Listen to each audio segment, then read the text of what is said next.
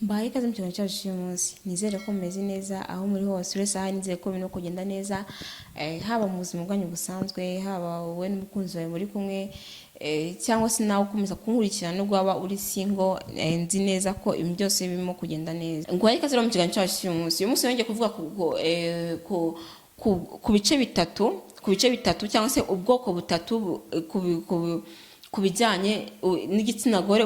Igitsina gore uburyo kiba giteyemo mu bice bitatu gusa. Nyine nagende ku bice bitatu bigengeranye n'umwinjiriro wacyo, cyangwa se naho cyinjirira bitewe n'uburyo butatu nyine biba biteyemo, kuko ni uburyo butatu. Yego ubwoko ni bwinshi cyangwa se uburyo bimezemo ni bwinshi, ariko mu by'ukuri bavuga ko kwa kundi kigaragara inyuma cyangwa se kwa kundi nyine bibona inyuma, nta kamaro kanini kenshi cyane biba bifite mu mibonano mpuzabitsina, uretse ko wese biryoshye imibonano mpuzabitsina, biryohera umuntu mu mutwe bitewe n'uko ari kukibona inyuma, akumva muri we arishimye, cyangwa akumva uramukuruye cyane, akumva nyine bigeye neza cyane. Ariko njye kuvuga inyuma nyine guhera ku mwinjiro kugeza ku nda ibyara. So rero ahangaha nagushishikariza gukurikirana kino kiganiro kugira ngo ntuze gucikwa, ukurikire neza kugira ngo ubashe kuba wabimenya, ni iby'agaciro cyane. So rero umushakashatsi witwa Christopher Ten ni director ushinzwe division ijyanye n'ubuzima bw'imyororokere no mu gice cyo kubyara cyangwa se cyo kubyaza abagore muri ICRA Medical Center. Avuga ko buri gitsina cy'umugore gifite ubushobozi uko cyaba kimeze kose. Mu gihe ngiye kubwira, buri gitsina cy'umugore gifite ubushobozi kandi gishobora kuba cyakwaguka cyaba kinini mu gihe ashatse imibonano mpuzabitsina, cyane cyane bikarushaho mu gihe agiye kubyara. Mu gihe agiye kubyara, igitsina cy'umugore gifite ubushobozi bwa cyakaguka ndetse n'igihe ashatse imibonano mpuzabitsina, bitagombeye ngo ni igitsina gore kimeze gute, ni igitsina giteye gute cyangwa kimeze gute. Buri gitsina cyose gifite ubushobozi bwo kuba cyakwaguka mu gihe ushatse imibonano mpuzabitsina ndetse no mu gihe ugiye kubyara. Ikindi kintu rero nakubwira, harebwa cyane cyane mu nda ibyara, vagina cyangwa se icyo bakunda vagina mu cyongereza cyangwa se vagina mu gifaransa. Ahangaha niho baharebwa cyane cyane, ntabwo harebwa hanze inyuma, ariko nameze kubikubwira hanze inyuma.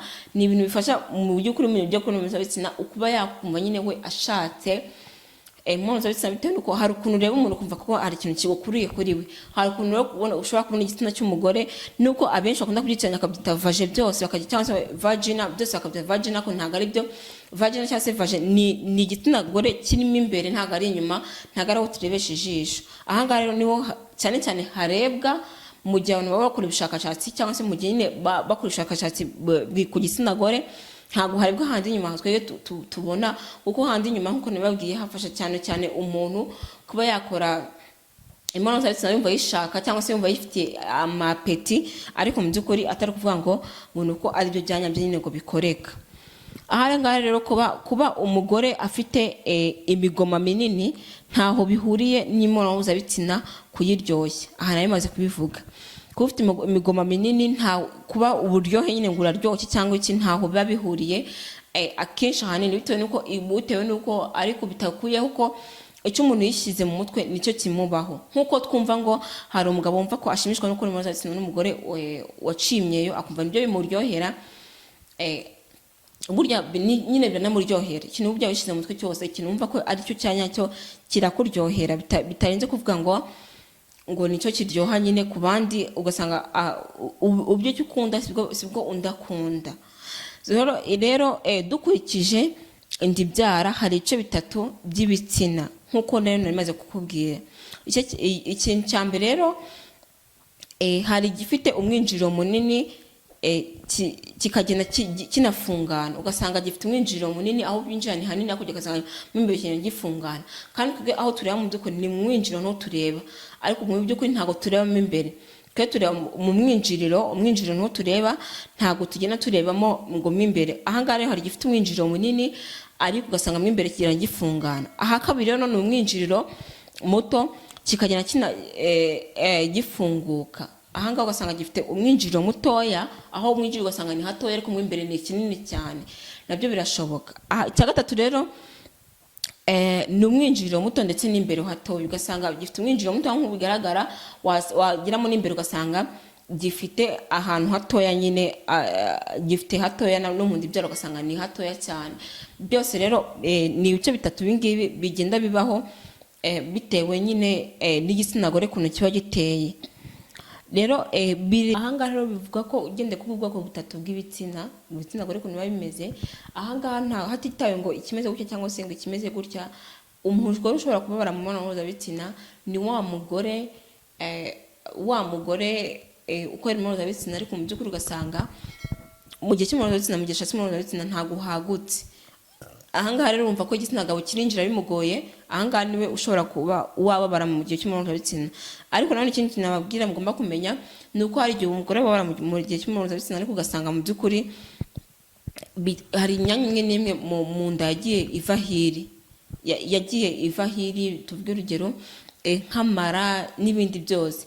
Rero ni byiza ko niba ubabara mu gihe cy'imibonano mpuzabitsina wakihutira kuba wajya kwa muganga bakareba ko nta myanya yagiye mu gihe mwanya atari uwaho, kugira ngo babashe kuba bareba uburyo ki bayisubiza mu mwanya wabyo. Nabyo bibaho cyane kandi mugomba kubyitaho cyane. Nanone rero nakubwira nyuma yo kubyara aba bagore bavuga ko iyo bamaze kubyara baba akenshi imibonano mpuzabitsina bumva barafungutse. Umugore hari igihe yumva ko mu by'ukuri imibonano mpuzabitsina mu gihe amaze kubyara yafungutse, akumva ko nyine ahantu uzasanga umugabo ari gushyiramo ko kumva ari gushyira nk'ahantu hagari cyane nta n'ahantu ari gukora. Ahangaha rero mbese kugira ngo ikindi twakoze ubutaha ni nacyo kintu kizatera none ahangaha kuba mwabona bya bintu bimeze nk'imisuzi mu mibonano mpuzabitsina bitewe n'uko hari umwuka uzaba winjiye mu mibonano mpuzabitsina, bitewe n'uko azaba nyine harekuye cyane. Ugasanga rero bitera kwa gutuma mu gihe cy'imibonano mpuzabitsina umwuka winjira mu gitsina cy'umugore, ugasanga none winjiye usanga gusohoka, bigatuma gutubira nyine imeze nk'imisozi. Ahangaha ariko abahanga bavuga ko imyanya y'umugore umaze kubyara yisubiranya neza hatagombeye kwa muganga. Imyanya y'umugore wese wabyaye wibarutse umwana irasubirana neza kandi neza nta kibazo, bitagombeye kujya kwa muganga bayisubiranye. Ahubwo wemenya ko nibura umugore cyo kikakubaho, umenya ko imyanya yawe izagenda yisubiranya gake yongeye isubire kwa kundi yari imeze. Kandi burya nibyo cyane, ntabwo bigombera rero kujya kwa muganga bayisubiranye cyangwa se ngo ibindi menya ko ya myanya yawe kwa kundi byose biterwa no kuba warabyaye kandi bikongera bigasubirana. Ikindi cyane nakubwira, gusubirana mu mutwe nibyo bigoye. Gusubirana mu mutwe burya kumva nyine ko uri wa mugore n'umuntu gishoboye ko imibonano mpuzabitsina neza umugabo akaryoherwa, nibyo bigoye. Ariko mu by'ukuri wowe niba wumvishe ko imibonano mpuzabitsina nyine wayikora neza nk'uko wayikora utarabyara, burya ni byiza cyane kandi bituma na wa mugabo wawe birushaho kuba neza cyane. Kandi burya niba uri umugore ufite umugabo mukorana mpuzabitsina ntiwumve ko ngo nawaze kubyara ngo yaranyanziye ngo harafunganye ikindi. Oya, menya ko niba wateguye umutwe wawe neza, umutwe niho hagoranye gusubirana. Niba wateguye umutwe wawe neza ukumva ko imibonano mpuzabitsina ndayikora neza kandi umugabo wanjye ndamuryohereza neza, menya ko niba umukorera neza kandi bishobora kuba byiza cyane. Kuko burya gusubirana k'umugore wamaze kubyara ntabwo ari ibintu bigoye cyane. Ahangaha mpamvu kugira ngo nkubwira bino bintu nibyo bijyanye na biriya bice bitatu nagiye nkubwira. Uko imibonano mpuzabitsina ku bagore ibitsina byabo biba biteye mu gihe cy'imibonano mpuzabitsina cyangwa se mu bundi buzima busanzwe. Wumva warafungutse, wakora siporo ya Kegels. Kegels ni siporo igufasha gusubirana cyangwa se kwa muganga bakakwigisha uburyo ki wayikora. Iyo siporo ya Kegels nzayigarukaho none, nzagakora siporo ya Kegels. Ni siporo wakakwiye gukora niba uri umugore wabyaye kugira ngo ubashe kuba wasubirana. Ndetse nibutsa ko n'aba bantu bagira ibyo bintu bimeze nk'imisuzi, wakora siporo ya Kegels wayikora kugira ngo ubashe gutuma za nyama zawe zisubirana, ukabasha kuba wafata igitsina gabo neza ukagifata mu gihe cyinjira mu gitsina gore mu gitsina cyawe, ukabasha kuba wagifata neza bigafatana neza kugira ngo ntibe byarushaho byatandukana. Kandi iyo siporo hano benshi batabazi kuyikora, rero byagiza ujye kwa muganga akakwigisha uburyo ki wakoramo iyo siporo. Ndagushimiye cyane wowe wankurikiranye, ndagushimiye cyane wakujyanye icyo kiganiro cyacu. Nkwibutsa ko ari ikibazo cyangwa se wifuza kungezaho muri comment hasi, ntubicisha kugira ngo nzagende gusubiza, kandi nzi neza ko numbaza ntazatinda kugusubiza. Bye bye, mwari kumwe nanjye na Mupenzi Lucy, naho bitaha. ndagushimiye cyane wose channel yacu bwa mbere, ndagushimiye cyane wogiye ku Best TV bwa mbere. Nta kindi kintu nagusaba uretse gukanda subscribe. Rero hasi mwari umuntu kurabona none subscribe, then urahakanda kugira ngo ibintu byose kugenda neza, kugira ngo video yose izahite isohoka igihite kugeraho neza. Uzabanye umunyamuryango wa Best TV. Ndagushimiye cyane nawe rero umaze iminsi usura channel yacu utarakanda subscribe. Ndagushimiye cyane nawe ukanda subscribe kera cyane. Ndabikunda cyane.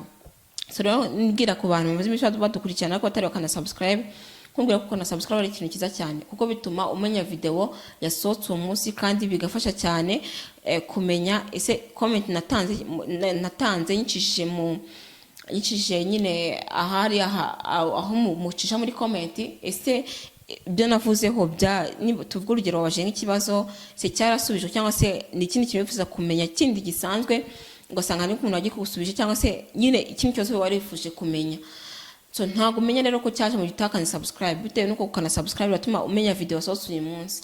Niba uhora ubona video za mbere kandi wabajije ikibazo, ntago uzigera ubonamo igisubizo cyawe, ketse kumagwa amahirwe ube na video yasohotse uwo munsi, ariko ni gake cyane.